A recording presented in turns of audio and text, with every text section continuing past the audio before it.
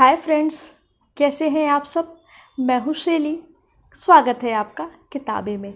दोस्तों, अब आप सोच रहे होंगे कि साहित्य और अच्छी किताबों की बात करते करते ये मैं पिशाच के बारे में क्यों बात कर रही हूँ, भूत प्रेतों में मुझे इतना इंटरेस्ट क्यों आ गया।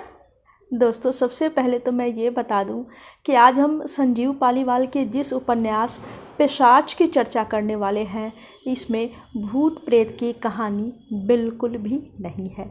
हाँ, यह एक सस्पेंस क्राइम थ्रिलर है। एक ऐसी किताब जिसे हाथ में आपको तभी लेना है जब आप कम से कम 2 घंटे की फुर्सत में हों। किताब इतनी मज़ेदार है कि आप इसे पढ़े बिना बिल्कुल नहीं छोड़ेंगे। इसका जो सस्पेंस है ना, वो आपको किताब रखने ही नहीं देगा। संजीव पालीवाल से किताबें के पाठक दर्शक परिचित होंगे। इनकी पहली जो पुस्तक थी नैना, एक मर्डर मिस्ट्री थी, उसका रिव्यू हम लोगों ने किताबें में किया हुआ है। आपने इसे सुना होगा। बहुत सारे दर्शकों ने नैना पढ़ी भी होगी। नैना भी काफ़ी इंटरेस्टिंग थी। उसमें एक न्यूज एंकर की मौत होती है, उसका रहस्य उसमें दिखाया गया है। इसे उससे आगे की कथा कह सकते हैं। हालांकि अगर आपने नैना नहीं पढ़ी है और फिर 50 पढ़ रहे हैं तो भी आपको मज़ा आएगा, सस्पेंस पूरी तरीके से बना रहेगा। लेकिन अगर आपने नैना पढ़ ली है और तब इसे पढ़ रहे हैं, तब तो आपका मज़ा दुगना हो जाएगा। जब हम हिंदी साहित्य का इतिहास पढ़ते हैं तब शुरुआत में हमें कुछ क्राइम थ्रिलर उपन्यास मिलते हैं।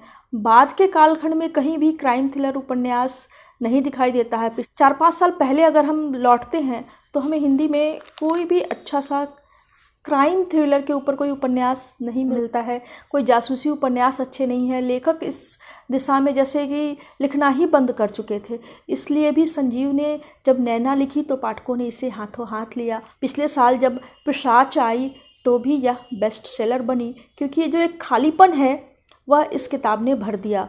आखिर ये पिशाच है क्या? पिशाच आपको, आप देखेंगे इसके ऊपर ही लिखा हुआ है कि एक फेसबुक पोस्ट, कई हाई प्रोफाइल हत्या या मर्डर।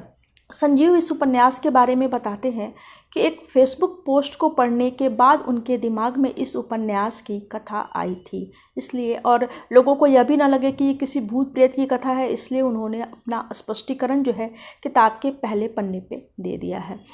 इस उपन्यास में सीरियल किलिंग होती है। पहला मर्डर होता है एक गजानन स्वामी नाम के कवि, विचारक, समाज सुधारक का, और इंस्पेक्टर समर प्रताप सिंह कूदते हैं मैदान में और बहुत सारे संदिग्ध हमारे सामने आते हैं। जैसे ही आप किसी संदिग्ध की ओर देखते हैं और सोचते हैं कि अरे मर्डर तो इसी ने किया होगा, तब तक आपको पता चलता है कि नहीं, ये तो कहीं है ही नहीं। और एक के बाद एक जब मर्डर होते चले जाते हैं, हर मर्डर के बाद दीवार पे जो पीड़ित होता है, जिसकी मृत्यु होती है, उसके खून से लिखा होता है पिशाच। अब ये पिशाच मारने वाला था कि मरने वाला था, यह तो आपको उपन्यास पढ़ के पता चलेगा।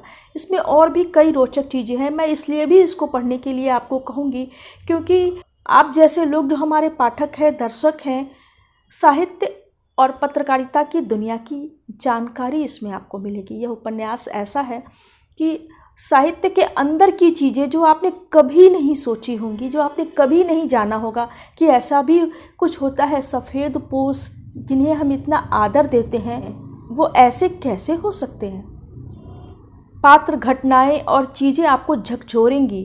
किताब की जो कहानी है वो पूरी तरीके से फिक्शन है, काल्पनिक है, लेकिन जो घटनाएं हैं, जो चीज़ें हैं, वो समाज से ही उठाई गई हैं। इसमें पत्रकारिता के बारे में भी आपको बहुत सारी जानकारी मिलेगी कि न्यूज़ चैनल्स जो है उनके बीच में प्रतिस्पर्धा कैसे होती है, एक न्यूज़ कैसे पब्लिश होता है, न्यूज़ रूम का माहौल क्या होता है। ये सारा कुछ आप इस उपन्यास को पढ़ के जान जाएंगे। और साहित्य के भीतर की जो चीज़ें किस तरीके से चल रही हैं, आज साहित्य की जो चकाचौंध है, हम इतनी अच्छी अच्छी किताबें हमारे सामने आती हैं, इतने प्यारे प्यारे लेखक सामने आते हैं, पर यह साहित्य की दुनिया अंदर से कैसी है। मीटू की चर्चा कुछ दिन पहले हुई थी, काफ़ी ज़ोर शोर से पूरे देश भर में चला था। मीटू की भी चर्चा आपको यहाँ मिल जाएगी। संजीव का यह दूसरा ही उपन्यास है, पहले उपन्यास से ज़्यादा रोचक, ज़्यादा मज़ेदार। आप उपन्यास को जैसे जैसे आगे पढ़ते जाते हैं और सोचते हैं कि अब तो रहस्य खुलने वाला होगा, लेकिन पता चलता है कि रहस्य तो और भी गहरा हो गया। संजीव की भाषा सीधी सरल सपाट बहुत ही रोचक है।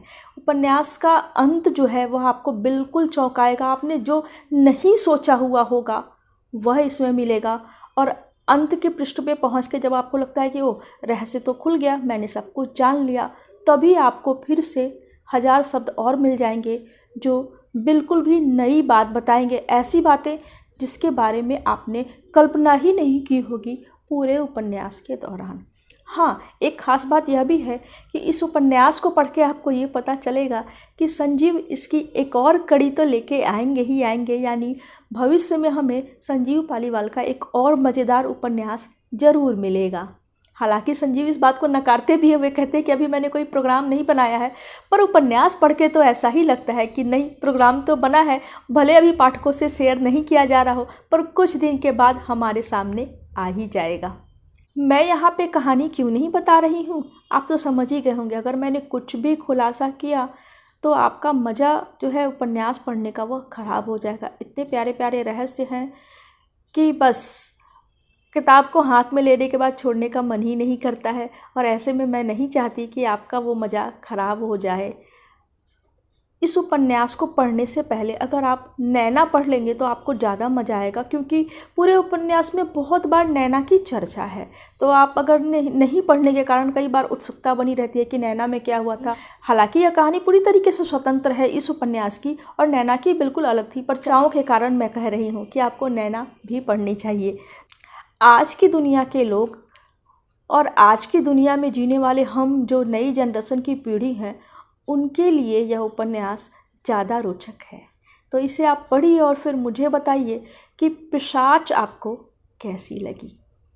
मिलती हूँ मैं अगली वीडियो में अगली किताब के साथ। बाय।